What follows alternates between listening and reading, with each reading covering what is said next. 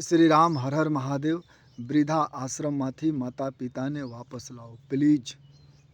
વૃદ્ધા આશ્રમમાંથી માતા પિતાને વાપસ લાવો.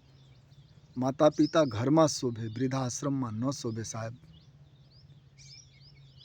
વૃદ્ધા આશ્રમ ભારતીય સંસ્કૃતિ અને માનવતા વિરુદ્ધ છે. ઘણા લોકો પત્નીના કારણે, સાસ સસુરના કારણે માતા પિતાને વૃદ્ધા આશ્રમમાં રાખે છે. શરમની વાત છે.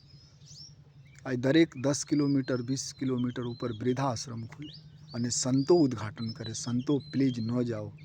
સંત તો ભારતીય સંસ્કૃતિ સુરક્ષિત રાખે છે અને તમે વૃદ્ધા આશ્રમમાં જાઓ, ઉદ્ઘાટન કરો, બરોબર નથી.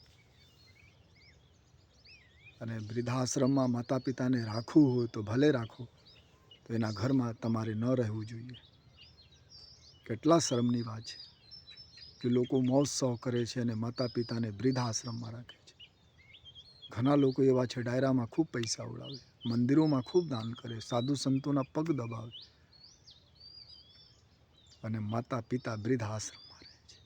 માતા પિતા રડે તો તમે કોઈ દિવસ સુખી ન રહો. ભલે તમારા પાસે કરોડોની મિલકત હોય, બંગલા હોય, ગાડી હોય, બધું સગવડ હોય, તો પણ તમે સુખી નથી રહી શકતા.